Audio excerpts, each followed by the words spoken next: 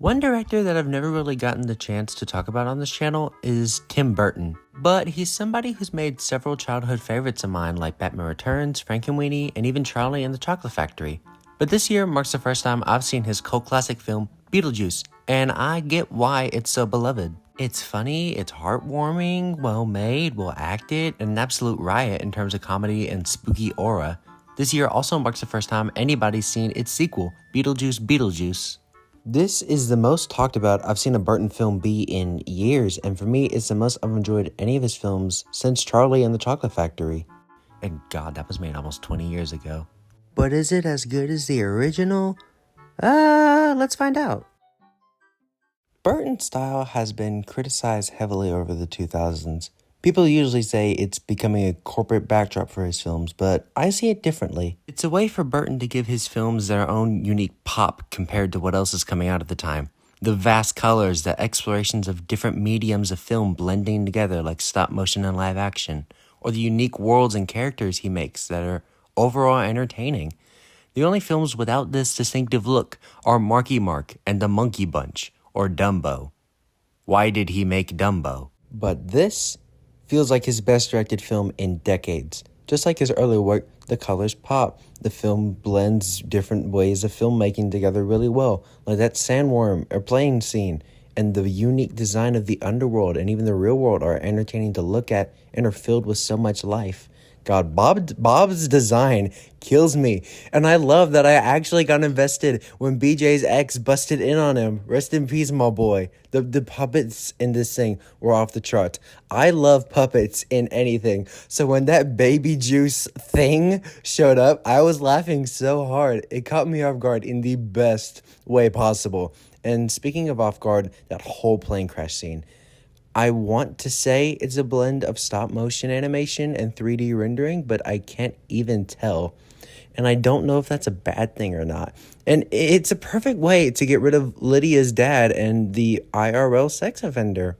Uh-oh.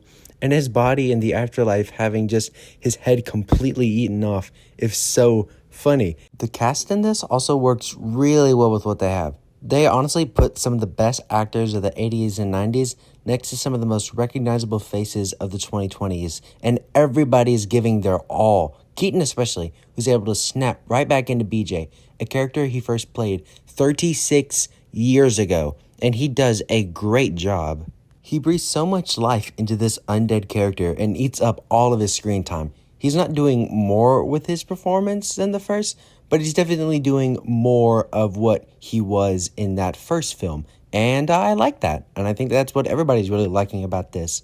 Catherine O'Hara is probably like the second funniest person in the entire film. Winona Ryder eats as she always does. Justin Theroux was good, but some of his style of humor kind of got on my nerves. And Jenna Ortega, while kind of bland, to be honest, is still giving a good performance. And dude, I don't know why, but I'm obsessed with that sweater. But I think my favorite cast member in this is absolutely Willem Dafoe. There is no doubt about that.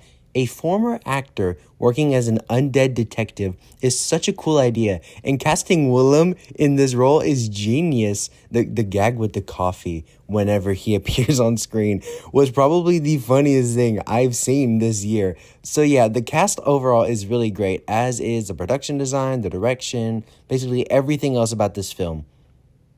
Except the script. The screenplay for this movie feels like something written in the early 2000s or something written by an out-of-touch boomer.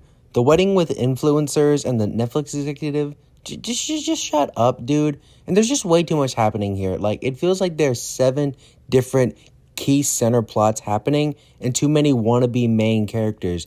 We have BJ's murderous ex, the marriage between Lydia and Garmadon, Jenna Ortega missing her dad, Jenna Ortega and the dead guy, and then there's just too much going on in this 100-minute film, and it doesn't feel like it's worthy of that runtime.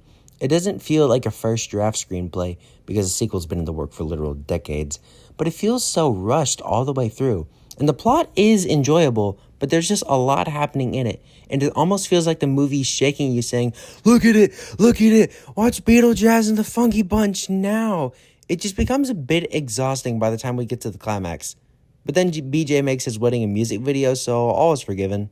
Overall, while this script is a bit too unpolished and kinda all over the place, this is still a worthwhile sequel overall. I had a really great time with it, and I hope in the future this is a Halloween go-to just like the original. Even if it isn't as good, it's still a fun watch and shows Beetlejuice can work as a franchise. I hope we get to see Beetlejuice, Beetlejuice, Beetlejuice, Beetlejuice, Beetlejuice, Beetlejuice, Beetlejuice, Beetlejuice, Beetlejuice, Beetlejuice. Oh Lord, my mouth feels numb. Go check it out this spooky season. You definitely won't regret it. Okay, next video we're yapping about Coco, but that'll probably come out after Dia de los Muertos. I hope that ages poorly and I get that video out in time, but that never happens here. Okay, bye.